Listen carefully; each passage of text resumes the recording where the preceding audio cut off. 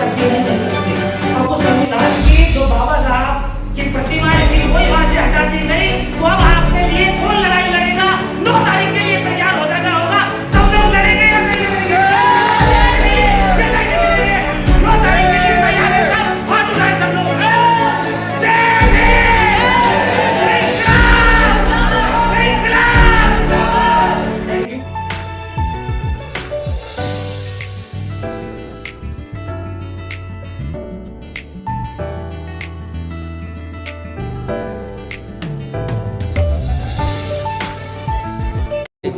मैं क्रांतिकारी भूमि मेरठ से राजुद्दीन गांधरे। हमारे महापुरुषों की फोटो लगी है ऊपर। हम लोग किस मुद्दे पर यहाँ उपस्थित हैं? हमारे डॉक्टर साहब हैं, हमारे विधायक हैं, सांसद हैं और हमारे पूरे समाज के क्रांतिकारी यहाँ मौजूद हैं। मैं सभी को सैल्यूट करता हूँ और जो हमारे महापुरुष हैं उनको भी। लेकिन हम लोग चर्चा कर रहे हैं बहुसंख्यक की। जो बहुसंख्यक समाज है वो इस भारत का, इस इंडिया का मूल है, मूल निवासी है।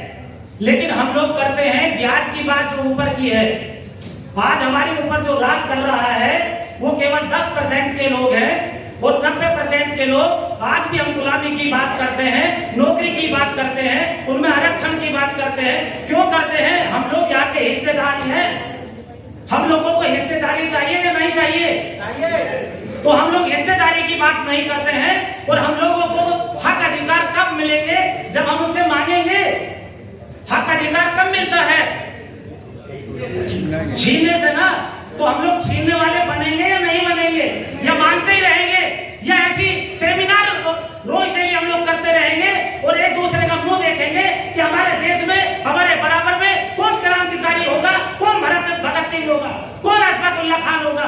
लेकिन हम लोगों को भूत पिलाया जाता है कि हमारे देश को खतरा है मुसलमानों से। आज मुस्लिम समाज को 3rd क्लास का सिटीजन बना दिया गया। मुस्लिम कहीं अलग से आया?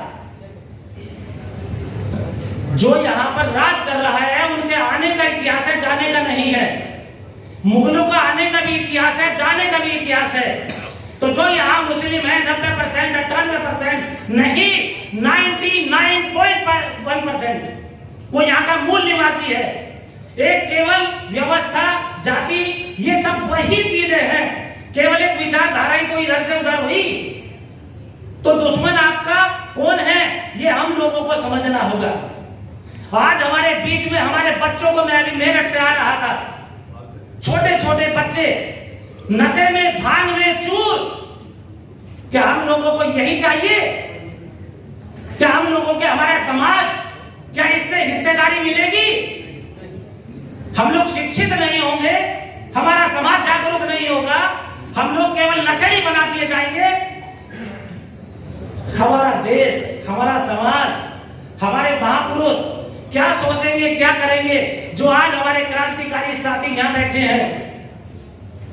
संघर्षों से लाल पैदा होते हैं और समझौतों से ढलान पैदा होते हैं। तो हमें समझौता करना है या संघर्ष करना है?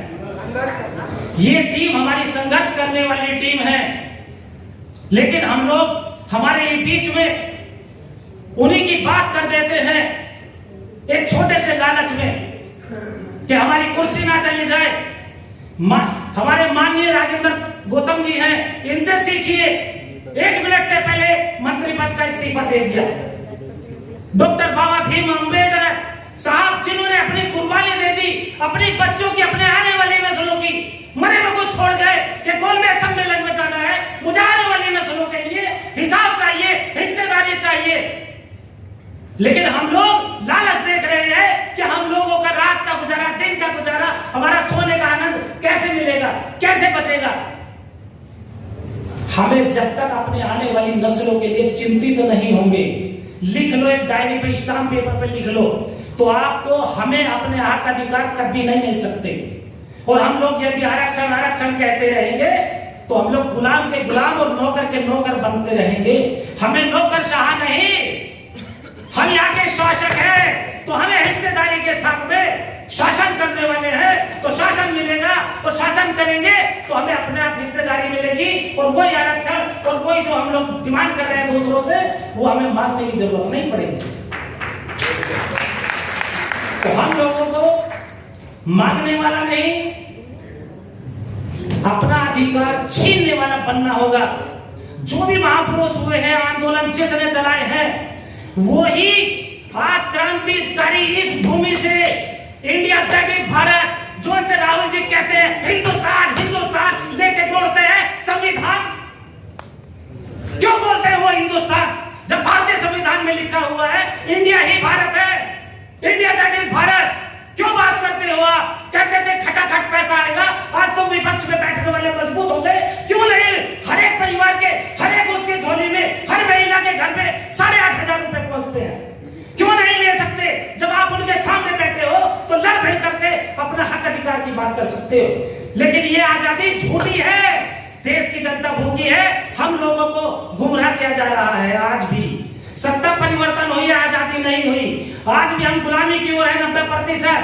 हम लोगों को आजादी की लड़ाई लड़ने के लिए अपने घर से खुद को हमें आजाद बनाने के लिए खुद भगत सिंह बनना होगा, अशफाकुल्लाह खान बनना होगा। हमें पड़ोसी का घर नहीं देखना होगा, तब जाकर के कुछ संभव होगा।